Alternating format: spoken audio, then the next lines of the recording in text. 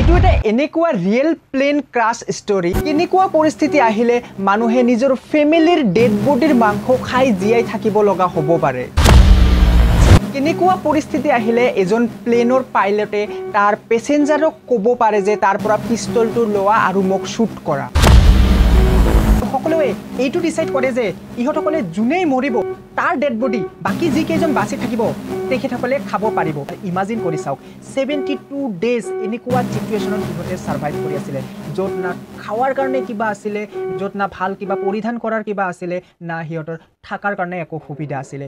এণ্ডিছৰ মাউণ্টেনত যিখন plan crash হৈছিলে তাৰে ফাৰ্ষ্ট পাৰ্টত মই আপোনালোকক জনাওঁ যে এই প্লেনখন কেনেকৈ ক্ৰাছ হয় আৰু য'ত ক্ৰাছ হয় তাৰ পৰা বাহিৰলৈ কমিউনিকেশ্যন কৰাটোও পচিবল হোৱা নাছিলে আৰু বাহিৰৰ পৰাও সিহঁতক বিচাৰি উলিয়াব পৰা নাছিলে আৰু এনেকুৱা ঠাইত সিহঁতে সাৰ্ভাইভ কৰি আছিলে য'ত না খাবলৈ একো আছিলে না পিন্ধিবলৈ একো আছিলে। ইনফেক্ট এই ক্ৰাছ হোৱা প্লেনখনৰ কিছু পাৰ্টৰ বাহিৰে তাতে একোৱে নাছিলে। তো এইখিনি মই প্ৰথম পাৰ্টত আপোনালোকক সকলোখিনি জনাই দিওঁ। আপোনালোকে যদি প্ৰথম পাৰ্টটো চোৱা নাই এই ভিডিঅ'টোৰ তলত ডেছক্ৰিপশ্যনত লিংক থাকিব, প্ৰথমতে আপোনালোকে সেই পাৰ্টটো চাই লওক। আৰু এইটো পাৰ্টত মই এই ৰিয়েল ষ্টৰিটো কমপ্লিট কৰিম, অৰ্থাৎ আমি জানিম যে কেনেকৈ ইহঁতে 72 ডেজ সাৰ্ভাইভ কৰিছিলে এনেকুৱা এক্সট্ৰিম কণ্ডিশ্যনত, আৰু সঁচাই ইহঁতে মানুহৰ ডেড বডি খাই সাৰ্ভাইভ কৰি আছিলে নে, আৰু সকলোতকৈ ডাঙৰ কথা ইহঁতে কেনেকৈ ইয়াৰ পৰা বাহিৰলৈ ওলালে। তো এইটো বহুত ইণ্টাৰেষ্টিং ফেক্ট হয়। তো সকলোখিনি এইটো পাৰ্টত আমি জানিম। তো আশা কৰিছোঁ আপোনালোকে ভিডিঅ'টো শেষলৈকে চাব। তো বলক আমি ভিডিঅ'টো এতিয়া আৰম্ভ কৰোঁ।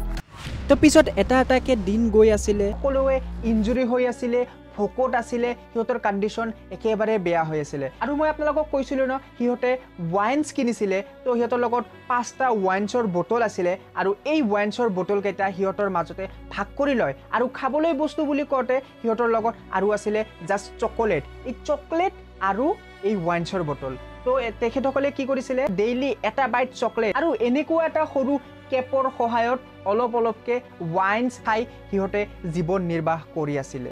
কিন্তু এই 1 বিট চকলেট আৰু এইখিনিকে ৱাইনছ খাই সিহঁতে কিমান দিন জীয়াই থাকিব? এনে ক্ষেত্ৰতে সিহঁতে কি কৰিছিলে, কিছুমানে প্লেনত থকা লেতেৰা যিকোনো বস্তু আছিলে সেইবোৰ খাব ধৰিছে। প্লেনৰ চিট আছিলে, চিটৰ কভাৰ, চিটৰ যি থাৰ্মকল আছিলে সেইবোৰ খাব ধৰিছিলে আৰু এইবোৰ খোৱাটো কিছুমানে অসুস্থ হৈ পৰে। তো এইবোৰো খাইতো মানুহ জীয়াই থাকিব নোৱাৰিব। তো এনেকৈ খোৱাৰ অভাৱত, ট্ৰিটমেণ্টৰ অভাৱত লাহে লাহে দুজন এজনকৈ মানুহ মৰি আছিলে।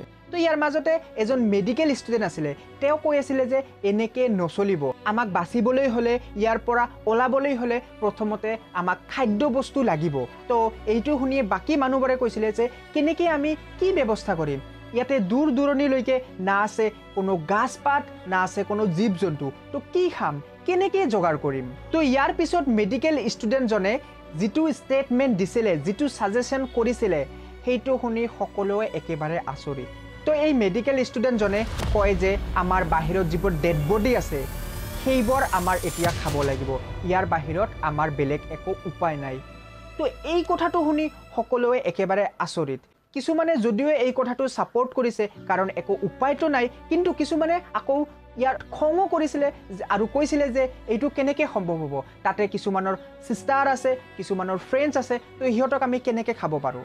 তো এইবোৰ বিবাদ চলি থাকে, মাল্টিপুল ডিছকাশ্যন চলি থাকে আৰু এনেকৈ আহে 29 অক্টোবৰ 1972। আৰু এই যিটো দিন আছিলে এই দিনটো এখেতসকলৰ কাৰণে সকলোতকৈ বেয়া দিন আছে। অলৰেডিতো বেয়া দিন চলি আছিলে, কিন্তু এইটো দিন আৰু বেয়া। তো ইয়াতে হঠাতে ডাঙৰ এটা এম্বুলেঞ্চ আহে আৰু ইহঁতৰ যিমান মেনেজমেণ্ট আছিলে সকলোখিনি নষ্ট কৰি পেলায়। ইহঁতেতো অলৰেডি ইহঁতৰ অৱস্থা একেবাৰে বেয়া, কিন্তু এটলিষ্ট বাচি থাকিবলৈ ইহঁতে যিখিনি মেনেজমেণ্ট কৰি আছিলে, যিখিনি যোগাৰ কৰি আছিলে, সেইটো খোৱা বস্তুৱে হওক বা থকাৰ সুবিধাই হওক, এই সকলোখিনি এই এম্বুলেঞ্চে নষ্ট কৰি পেলায় আৰু লগতে আৰু 8জন মানুহৰ মৃত্যু হয় এইটো ঘটনাত। তো এতিয়া জাষ্ট এই 45 পেছেঞ্জাৰৰ অনলি 19 পেছেঞ্জাৰে বাচি থাকে আৰু ইহঁতৰ অৱস্থা ইমানেই বেয়া হৈ গৈছিলে যে ইহঁতে চলিবলৈও সক্ষম নাছিলে এই খোৱাৰ অভাৱত। তো এনে সময়তে ইয়াৰ মাজৰে এজনে কি কৰে, সেই যিখন এয়াৰক্ৰাফ্টৰ যিখন ক্ৰাছ হৈছিলে তাৰে পৰা এখন গ্লাছ লৈ আহে, এখন গ্লাছৰ টুকুৰা। এইখন লৈ বাহিৰত যিবোৰ ডেড বডি আছিলে সেই ডেড বডিবোৰত যিবোৰ বডি পাৰ্টছ আছে সেইবোৰ অলপ টুকুৰা টুকুৰাকৈ কাটি আনে আৰু কাটি আনি যিখন প্লেন আছিলে প্লেনখনৰ ওপৰত শুকাবলৈ দিয়ে। তো যেতিয়া শুকাই যায় সেই বডি পাৰ্টছবোৰ সেই ল'ৰাজনে খাবলৈ ধৰে। এইটো দেখিবলৈ পায় বাকী যিবোৰ মানুহ আছে তেখেতসকলেও আহে আৰু খাবলৈ ধৰে। তো লাষ্টত ইহঁতৰ একো উপায় নাপায় এই বাহিৰত যিবোৰ ডেড বডি আছিলে সেইবোৰক এনেধৰণে সিহঁতে খাবলৈ ধৰিছিলে আৰু এনেকৈ সিহঁতে জীৱন নিৰ্বাহ কৰি আছিলে কিছুদিন। ইয়াতে পানীও নাছিলে, পানী খোৱাটো ইহঁতৰ কাৰণে এটা বহুত কমপ্লেক্স প্ৰচেছ আছিলে, কাৰণ ইয়াতে যিবোৰ বৰফ আছে সেইবোৰক সিহঁতক পানীলৈ কনভাৰ্ট কৰাৰ পিছতহে ইহঁত খাব পাৰিছিল। আৰু এইটো কনভাৰ্ট কৰাটো ইমান ইজি নহয়, কাৰণ তাতে টেম্পাৰেচাৰ অলৰেডি ইমান ল'। বৰফ আছে সেইবোৰ এটা বটলত সোমাব লাগিছিল আৰু বহু টাইম ধৰি সিহঁতক মেল কৰি তাৰপিছতহে পানী সিহঁতে খাব ধৰিছিল। তো সিহঁতৰ মেইন দুটা খাদ্য, এটা হ'ল পানী, সেইটো যিটো বৰফৰ পৰা সেইটো মেইল কৰি সেইটো খাইছিলে, আৰু এটা হ'ল সিহঁতৰ ডেড বডি। এই দুটা বস্তুৱে খাই সিহঁতে জীয়াই থাকিবলৈ ধৰিলে। আৰু একেধৰণে সিহঁতে এটা ভুল ধাৰণালৈ ৱেইটিং কৰি আছিলে যে ৰেস্কিউ টিম আহিব আৰু ইহঁতক ইয়াৰ পৰা উদ্ধাৰ কৰিব। তো এনেকৈ এদিন সেই যিটো ৰেডিঅ' আছে এই ৰেডিঅ'টোত শুনিবলৈ পায় যে ৰেস্কিউ যিটো টীম আছে সেই টীমটোৱে সকলোখিনি অপাৰেশ্যন বন্ধ কৰি দিছে। তো এনেকৈ আৰু এদিন গুচি গ'ল আৰু পিছদিনাখন আৰু 3জন মানুহে মৃত্যুবৰণ কৰিলে, কাৰণ ইয়াতে যিকেইজন মানুহ আছিলে কোনেও ফিট নাছিলে আৰু তাৰ মাজতে ইয়াতে খাবলৈও একো নাছিলে। তো পিছতে যিকেইজনে এই যিবোৰ ডেড বডি আছে এইবোৰ খাবলৈ হেজিটেশ্যন ফিল কৰি আছিলে তেখেতসকলেও এতিয়া ডেড বডি খাই থাকিব লগা হৈছিল।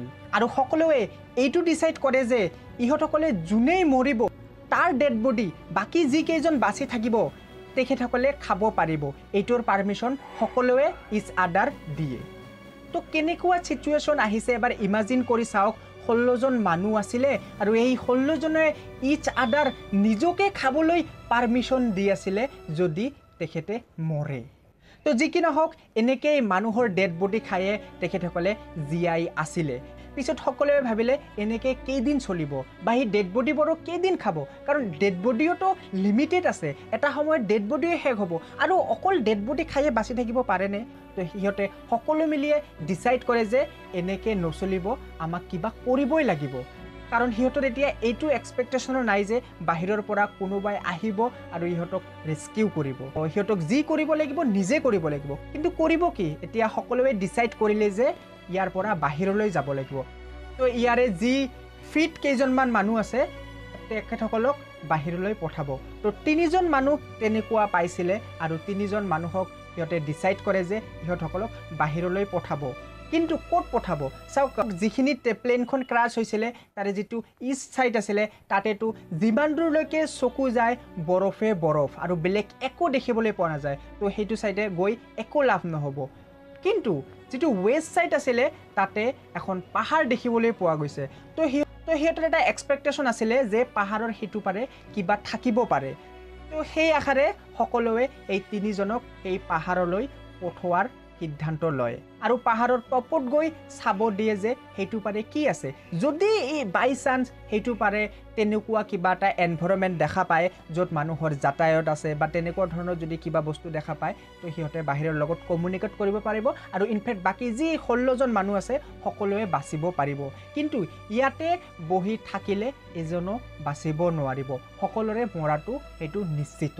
তো সেইকাৰণে সেই 3জনক এতিয়া সেইফালে যোৱাৰ কাৰণে ৰাজি হৈ যায় আৰু 12 ডিচেম্বৰ 1972 চনত সিহঁতে যাত্ৰা আৰম্ভ কৰে। আৰু ইহঁতে যাত্ৰাত সিহঁতে লয় কিছুমান ডেড বডিৰ পাৰ্টছ সিহঁতে খোৱাৰ কাৰণে লয় আৰু অকণমান চকলেট লয়। তো এইখিনি লৈ সেই 3জনে যাত্ৰা আৰম্ভ কৰে। এইটো ইমানো ইজি যাত্ৰা নাছিলে, কাৰণ সিহঁতৰ লগত না ভাল ড্ৰেছ আছিলে না ভাল জোতা আছিলে। সিহঁতে যিসকলে মানুহ অলৰেডি মৰিছে সিহঁতৰে যি ড্ৰেছ আছিলে ডাবল ট্ৰিপল এনেকৈ সিহঁতে পৰিধান কৰি সিহঁতে তাৰ পৰা পলাই যায়। তো এনেকৈ গৈ থাকোঁতে এটা সময়ত সিহঁতে ৰিয়েলাইজ কৰে যে সিহঁতে যিখিনি খাদ্য বস্তু আনিছে সিহঁতে 3জনৰ নহ'ব, কাৰণ সিহঁতৰতো বহুত দিন আৰু যাত্ৰা কৰিব লাগিব। তো সেইকাৰণে বাকী সেই 3জনৰ এজনক সিহঁতে সেই তালৈকেই পঠাই দিয়ে আৰু সেই বাকী যি 2জন আছে সিহঁতৰ যাত্ৰাটো কণ্টিনিউ কৰে। তো এনেকৈ 28 ডিচেম্বৰত ফাইনেলি সিহঁতে টপত গৈ পায়। কিন্তু সিহঁতে টপত উঠিবলৈ ভয় খাই আছিলে, কাৰণ ইমান কষ্ট কৰি সিহঁতে যে ইয়ালৈকে আহিছে এতিয়া যদি টপত যোৱাৰ পিছত দেখিবলৈ পায় যে সেইটো পাৰেও এনেকুৱা ধৰণৰ এনভাইৰনমেণ্ট বৰফে বৰফ তেনেকুৱা একো কমিউনিকেশ্যন কৰা বা তেনেকুৱা ধৰণৰ এটা পৰিৱেশ নাই তো তেতিয়া কি হ'ব তেতিয়া নিশ্চিতভাৱে এই যি দুজন মানুহে আছে ইয়াতে সিহঁতে মৰিব লগা হ'ব কাৰণ ইয়াৰ পৰা সিহঁতে উভতি যাবও নোৱাৰিব কাৰণ ইহঁতৰ লগত যি খাদ্য বস্তু আছিলে সেইখিনিও কমপ্লিটলি শেষ তো সেইকাৰণে ভয়ে ভয়ে সিহঁতে টপত উঠিলে আৰু উঠি যিটো সিহঁতে দেখিবলৈ পালে এয়া চাওক সিহঁতে দেখিবলৈ পালে এখন গ্ৰীনি ফৰেষ্ট এটা ডাঙৰ পুখুৰী আৰু কিছুমান গৰু লগতে তাতে কিছুমান কাঠ খৰি জ্বলোৱাও এই এনেকুৱা ধৰণৰ এটা এনভাইৰনমেণ্ট দেখি সিহঁতে অতি আনন্দিত হৈ পৰিছিল কাৰণ সিহঁতে বুজি পাইছিলে ইয়াতে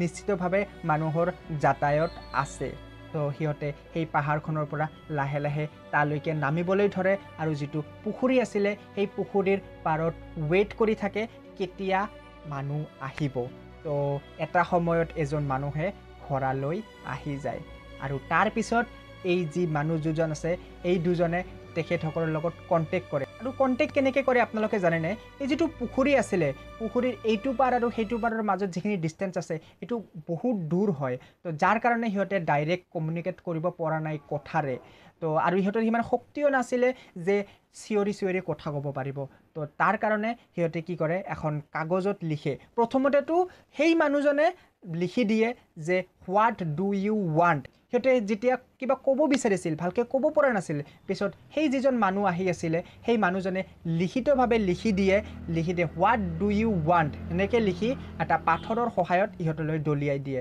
তো পিছত এখেতসকলে গোটেইখিনি কথা লিখি দিয়ে যে আমাৰ প্লেন ক্ৰাছ হৈছে আমি এনেকুৱা অৱস্থাৰ পৰা আহিছোঁ এনেকুৱা অৱস্থাত আছোঁ তো তাৰপিছত সেই মানুহজনে সকলোখিনি কথা বুজি পাই লোকেল অথৰিটিক ইনফৰ্ম কৰে আৰু তাৰপিছত এই দুজনক প্ৰথমতে ৰেস্কিউ কৰা হয় আৰু এই দুজনৰ পৰা সকলোখিনি ঘটনাৰ বিস্তাৰিতভাৱে শুনে জানে আৰু তাৰপিছত দুখন হেলিকপ্টাৰ লৈ সেই য'ত প্লেনখন ক্ৰাছ হৈছে তালৈকে আহি সকলোকে উদ্ধাৰ কৰা হয় তো এই যি ৰিয়েল প্লেন ক্ৰাছ ঘটনাটো আছে এইটো শুনি আপোনালোকে কি বুজি পালে হয়নে মানুহৰ জীৱনত কিমান টাফ চিটুৱেশ্যন আহিব পাৰে এবাৰ ইমাজিন কৰি চাওক 72 ডেজ এনেকুৱা চিটুৱেশ্যনত ইহঁতে ছাৰ্ভাইভ কৰি আছিলে য'ত না খাৱাৰ কাৰণে কিবা আছিলে য'ত না ভাল কিবা পৰিধান কৰাৰ কিবা আছিলে না সিহঁতৰ থাকাৰ কাৰণে একো সুবিধা আছিলে এনেকুৱা এক্সট্ৰিম টেম্পাৰেচাৰত এনেকুৱা এক্সট্ৰিম চিটুৱেশ্যনত ইহঁতে 72 ডেজ ছাৰ্ভাইভ কৰি আছিলে তাকো কি খাই